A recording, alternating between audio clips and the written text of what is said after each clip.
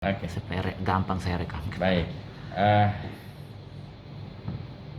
Apa yang pertama, program LL Dikti Wilayah 9 di tahun 2021 itu sudah pasti akan ada perubahan. Kenapa dia berubah? Yang pertama adalah karena terjadinya pembagian wilayah.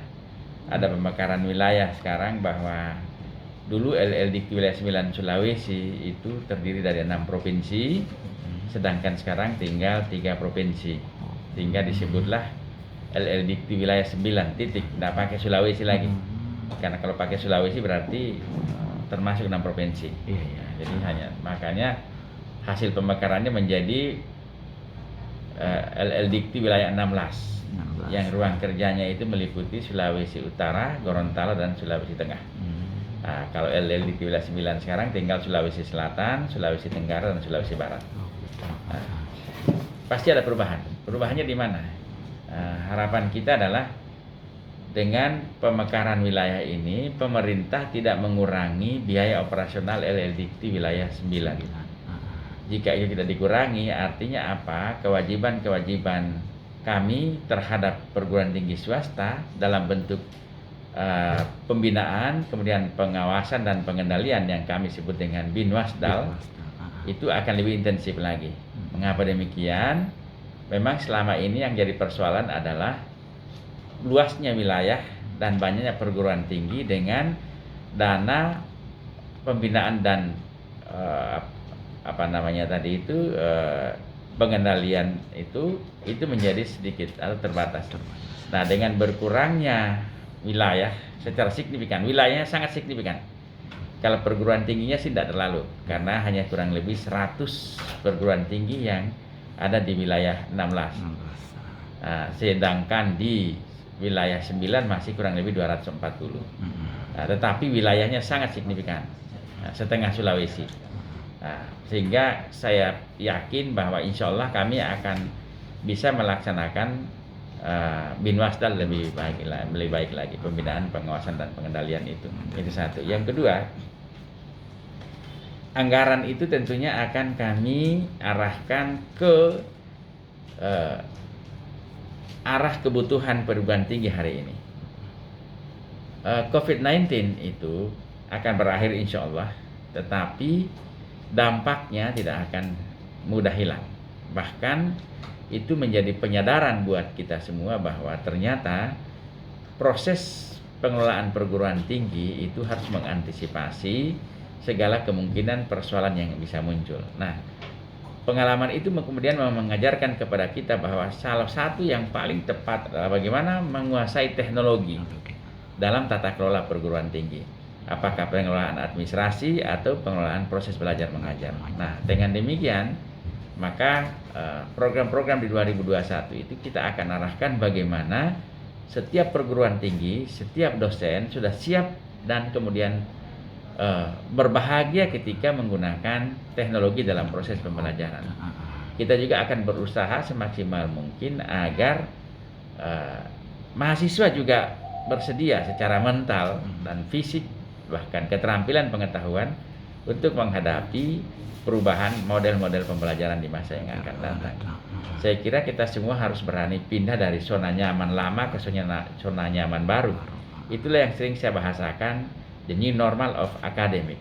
Nah, jadi kebiasaan baru dalam akademik, baik dari segi tata kelola administrasinya maupun dari proses belajar mengajarnya. Nah, itu yang akan kita dorong di tahun 2021. Saya kira wacana pemerintah juga, masalah pembelajaran daring itu kan sudah sering saya katakan, bukan cuma sekarang adanya. 30 bahkan 40 tahun yang lalu, sejak tahun 80-an sudah dimulai itu yang namanya pendidikan berbasis satelit, pendidikan jarak jauh yang menggunakan teknologi, sudah lama itu. Negara-negara maju kan sudah melaksanakannya. Cuman memang untuk ukuran Indonesia saat ini, yang paling tepat adalah blended learning. Bagaimana memadukan antara pembelajaran luring di luar jaringan dan pembelajaran daring di dalam jaringan. Saya kira itu akan menjadi keniscayaan di masa yang akan datang. Nah, kita fokus ke situ supaya semua orang nyaman dengan zona nyaman baru itu. Ya, dosen nyaman menggunakan teknologi, sudah mulai menyukai teknologi, Kemudian perguruan tinggi juga nyaman dengan pengelolaan menggunakan teknologi karena pasti lebih transparan, itu lebih cepat.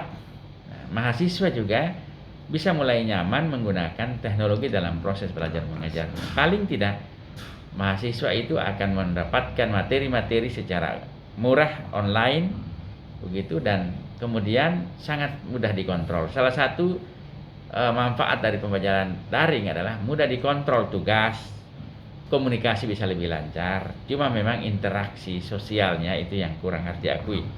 Nah, makanya Indonesia masih memang akan sepakat kita semua bahwa yang paling penting dan paling baik hari ini mengembangkan model pembelajaran blended learning. Jadi yang pemaduan antara luring dengan daring. Nah, itu yang akan membuat perubahan-perubahan. Oleh sebab itu harapan saya adalah di masa depan semua elemen organisasi sebagai penggiat pencinta pengembangan pendidikan harus berkolaborasi dengan baik. Aptisi di masa depan akan lebih kita harapkan perannya yang sentral sebagai, istilah saya, Asosiasi Perguruan Tinggi Swasta Indonesia itu sebenarnya memegang peran penting dalam mendorong kerjasama antara satu perguruan tinggi dengan perguruan tinggi lain. Kerjasama yang akan kita kolaborasikan ke depan bukan hanya perguruan tinggi besar kemudian kecil atau perguruan kecil ke besar, tetapi justru tidak lagi memandang kolaborasi itu dari segi besar kecilnya perguruan tinggi. Karena tidak ada satu perguruan tinggi pun yang bisa bekerja sendiri sebesar apapun dia. Oleh sebab itu kolaborasi tidak memandang bahwa satu lebih dari yang lain, tetapi semua saling membutuhkan. Kita juga akan mendorong kerjasama antara dalam dan luar negeri. Hari ini kita pun harus mengakui bahwa kalau kita ingin cepat maju, kita pun perlu mengetahui pengalaman-pengalaman negara-negara lain dalam tata kelola pendidikan, khususnya kalau negara-negara lain itu kan dominan sebetulnya swasta. Nah, kita memang agak dominan negeri. Tapi saya kira juga kementerian sekarang kan sudah mendorong perguruan tinggi negeri untuk menjadi PTNBH, perguruan tinggi negeri berbadan hukum. Artinya apa? Itu sebenarnya menuju swasta.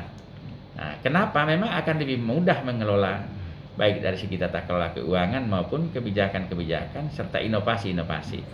Hari ini perguruan tinggi negeri juga terbatas ketika melakukan inovasi, terutama dari segi tata kelola keuangan.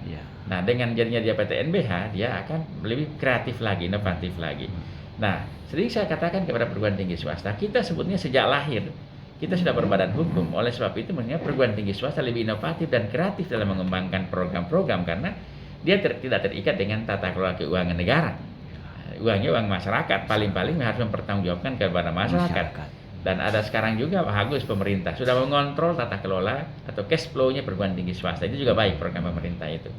Nah, oleh sebab itu peranan organisasi-organisasi bagi perguruan tinggi swasta seperti Asosiasi Perguruan Tinggi Swasta, Asosiasi Badan Penyelenggara Perguruan Tinggi Swasta (ABPTSI) itu juga menjadi sangat-sangat fungsional di masa depan untuk berkolaborasi dalam mendorong perguruan tinggi untuk maju. Nah, oleh sebab itu harapan saya adalah semua elemen dan lebih penting lagi bagaimana organisasi perguruan tinggi swasta ini mampu meyakinkan kepada pemerintah daerah dan pusat bahwa kita mengelola generasi muda bangsa kita itu lebih dari 50%, kurang lebih 63 bahkan sampai 67%